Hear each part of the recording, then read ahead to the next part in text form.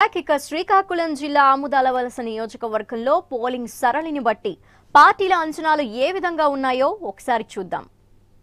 ఇక్కడ ఎన్నికల బరిలో నిలిచింది బావమర్ది. గత 2 దఫాలుగా వారే ప్రత్యర్థులు. ఇప్పుడు ముచ్చటగా మూడోసారి తలపడుతున్నారు. ఇతర పార్టీల అభ్యర్థులు బరిలో ఉన్న అసలు యుద్ధం మాత్రం వీరి నడుమే ఉంది. సిక్కోలులో అందరి చర్చ ఆముదాలవలస నియోజకవర్గంపైనే ఉంది. ప్రభుత్వ విప్కూన రవికుమార్ టీడీపీ నుంచి మాజీ మంత్రి తమ్మినేని సీతారాం వైసీపీ తరపున హోరాహోరీ తలపడ్డారు. ఇక్కడ కాంగ్రెస్ నుంచి మాజీ ఎమ్మెల్యే బొడ్డేపల్లి సత్యవతి, జనసేన పార్టీ నుంచి రామ్మోహన్ పోటీ చేశారు. ఇక్కడ ఇండిపెండెంట్ గా బరిలో దిగిన తులగి సతీష్ కుమార్ కూడా ఇక్కడ టఫ్ ఫైట్ ఇచ్చిన ప్రధాన పోటీ టీడీపీ వైసీపీ మధ్య ఉంది. పోలింగ్ పర్సెంటేజ్ ని కూడా ఒకసారి చూద్దాం. 2014లో పురుష ఓటర్లు 87,124 కాగా 2019లో 94,255 మంది. మహిళా ఓటర్లను చూస్తే 2014లో 86,406 కాగా 2019లో 93,443. అలాగే పురుష ఓట్లు పోలైనవి 65,656 2014లో, అలాగే 2019లో 73,246. అలాగే పోలైన మహిళా ఓట్లు 2014లో 67,283 కాగా 2019లో 74,140గా ఉంది. పోలింగ్ శాతాన్ని కూడా పరిశీలిస్తే 76.60 2014లో కాగా 2019లో 78.51. పోలింగ్ స్ట్రాటజీని ఒకసారి పరిశీలిస్తే ఆముదాలవలసలో గత ఎన్నికలతో పోలిస్తే ఈ నియోజకవర్గంలో ఓటర్ల సంఖ్య పెరిగింది. అలాగే 15,000 ఓట్లు అదనంగా పోల్ కావడంతో పార్టీలో ఒక టెన్షన్ వాతావరణం నెలకొంది.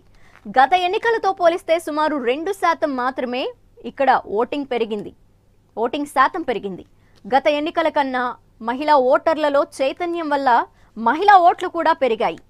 పసుపు కుంకుమ ఎఫెక్ట్ కూడా టీడీపీకి ఒక ప్లస్ పాయింటా, లేదంటే ఏ పార్టీకి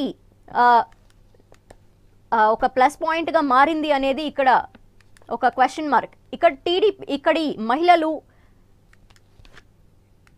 మహిళలు కూడా ఏ పార్టీ వైపు ఉన్నారు అన్న ఒక అంశం కూడా ఇక్కడ నెలకొనుంది. 2014 ఎన్నికలతో పోలిస్తే 8,000 వరకు మహిళా ఓటర్లు పెరిగారు. ఈ నియోజకవర్గ పరిస్థితిని కూడా ఒకసారి పరిశీలిద్దాం. సామాజికంగా వెనకబడిన వర్గాల ఓటర్లు అధికంగా ఈ నియోజకవర్గంలో ఉన్నారు. కళింగ సామాజిక వర్గ ఓట్లు కూడా అత్యంత కీలకంగా మారనున్నాయి. తర్వాత స్థానంలో తూర్పు కాపు ఓటర్లు కూడా కీలకం కానున్నారు.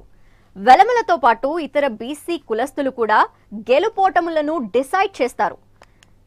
ఈ నియోజకవర్గంలో మొత్తం 4 మండలాలున్నాయి. అవి బూర్జా, సరుబుజ్జిలి, పొందూరు మండలాలు. అయితే ఇక్కడ ఆముదాలవలస సరుబుజ్జిలిలో వైసీపీకి కొంత ఎక్కువ మెజార్టీ వచ్చే అవకాశం ఉందని స్థానికంగా నేతల్లో మధ్య టాక్ నడుస్తోంది. అదే సమయంలో పొందూరులో టీడీపీ మెజార్టీ వస్తుందని అంచనా కూడా వేస్తున్నారు. బూర్జలో 2 పార్టీల మధ్య నెక్ టు నెక్ ఫైట్ ఉందని తెలుస్తోంది. ఆముదాలవలసలో పొలిటికల్ హిస్టరీని కూడా ఒకసారి పరిశీలిద్దాం. ఆముదాలవలస టీడీపీ ఆవిర్భావం నుంచి టీడీపీకి ఒక కంచుకోట. పార్టీ ఆవిర్భావం అనంతరం 1983, 85లో జరిగిన ఎన్నికల్లో తమ్మినేని సీతారాం ఘన విజయం సాధించారు. 1989లో ఓడినప్పటికీ మళ్లీ 1994, 99లో అదే పార్టీ నుంచి గెలిచారు. 9 ఏళ్లు మంత్రిగా పనిచేశారు. 2004 ఎన్నికల్లో ఓడిపోయారు. 2009లో ప్రజారాజ్యంలో చేరి ఇక్కడి నుంచే బరిలోకి దిగగా ఆయనపై ఆయన బావమర్ది కూన రవికుమార్ టీడీపీ తరపున పోటీ చేశారు. ఓట్లు చీలిపోవడంతో కాంగ్రెస్ ఇక్కడ గెలిచి తమ్మినేని 2వ స్థానంలో, రవి 3వ స్థానంలో నిలిచారు. తమ్మినేని మళ్లీ టీడీపీలో చేరి కొద్ది కాలం తర్వాత వైసీపీలోకి వెళ్లారు. తమ్మినేని టీడీపీలో ఉన్నప్పుడే రవికుమార్ చురుగ్గా పార్టీ కార్యక్రమాల్లో పాల్గొనేవారు. పొందూరు మండలాధ్యక్షుడిగా, జెడ్పీటీసీగా పనిచేసి అంచెలంచెలుగా ఎదిగారు. తమ్మినేని టీడీపీని వీడాక పార్టీ కార్యక్రమాలను తానే నడిపించారు. క్యాడర్పై పట్టు పెంచుకున్నారు. 2014లో వైసీపీ అభ్యర్థిగా నిలిచిన బావ తమ్మినేనిపై సునాయాసంగా గెలుపొందారు. మరోసారి ఈ ఇద్దరు పోటీపడి హోరాహోరీగా ప్రచారం చేశారు. ఇప్పుడు ఓటింగ్ సరళిని బట్టి రెండు పార్టీలు కూడా గెలుపుపై ధీమా వ్యక్తం చేస్తున్నారు. ఆముదాల వలసలలో ప్రధాన పార్టీ అభ్యర్థుల బలాబలాలు, వారి సానుకూల ప్రతికూల అంశాలను కూడా ఒకసారి చెక్ చేద్దాం. టీడీపీ నుంచి బరిలో ఉన్న కూన రవికుమార్ ఈ 5 ఏళ్లలో తాను చేపట్టిన అభివృద్ధి కార్యక్రమాలు, సంక్షేమ పథకాలను ప్రజల్లోకి తీసుకెళ్లారు. ఇవే తనను గెలిపిస్తాయని రవికుమార్ భావిస్తున్నారు. కోట్ల విలువైన అభివృద్ధి కార్యక్రమాలను అక్కడ చేపట్టారు. 300 కోట్లతో రహదారుల అభివృద్ధి, ఆముదాల వలస మున్సిపాలిటీలో 240 కోట్లతో అభివృద్ధి పనులు చేపట్టడంతో ఈ అభివృద్ధే తనను గెలిపిస్తుందని ధీమా వ్యక్తం చేస్తున్నారు. ఇవే కాక రుణమాఫీ, అన్నదాత సుఖీభవ, పసుపు కుంకుమ వంటి పథకాలతో లబ్ధి పొందిన ప్రజలంతా టీడీపీ పట్ల సానుకూలంగా ఉన్నారని కూన రవికుమార్ ధీమాగా ఉన్నారు. ఇక వైసీపీ విషయానికి వస్తే ఇక్కడ తమ్మినేని సీతారాం బలమైన రాజకీయ నేత. గతంలో మంత్రిగా నియోజకవర్గంలో చేసిన పనులు తనను గెలిపిస్తాయని ధీమాగా ఉన్నారు. అంతేకాక ప్రతిపక్షంలో ఉన్న ప్రజలకు అందుబాటులోనే ఉంటూ క్యాడర్ను ఒక్కతాటిపై సమన్వయం చేసుకుంటూ ముందుకెళ్లిన తమ్మినేని సీతారాం ఈసారి గెలుపు తనదే అంటూ ధీమాగా ఉన్నారు. అన్నింటికీ మించి నవరత్నాలు ప్రజల్లోకి వెళ్లాయని, జగన్ వస్తేనే బడుగు బలహీన వర్గాలకు న్యాయం జరుగుతుందనే నమ్మకం ప్రజల్లో ఉందని, ఆ నమ్మకం ఓట్ల రూపంలో రేపు తెలుస్తుందని తమ్మినేని ధీమాగా ఉన్నారు.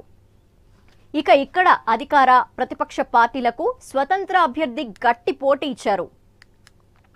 ఇండిపెండెంట్ అభ్యర్థి ఇక్కడ సతీష్ కుమార్. కాపు సామాజిక వర్గానికి చెందిన ఓటర్లు అధికంగా ఉన్న ఈ నియోజకవర్గంలో ఆ వర్గం ఓట్లు తనకు అనుకూలిస్తాయని యోచిస్తున్నారు. అదే సమయంలో వ్యాపారవేత్తగా మంచి పేరున్న సతీష్ కుమార్ సామాజిక సేవల ద్వారా ప్రజలకు మరింత చేరువయ్యారు. ఈ ఎన్నికల్లో ఇద్దరు రాజకీయ యోధులను ఢీకొట్టిన సతీష్ కుమార్ నియోజకవర్గంలో ఎంతవరకు ప్రభావం చూపారు అనేది మే 23న తెలియనుంది. ఎస్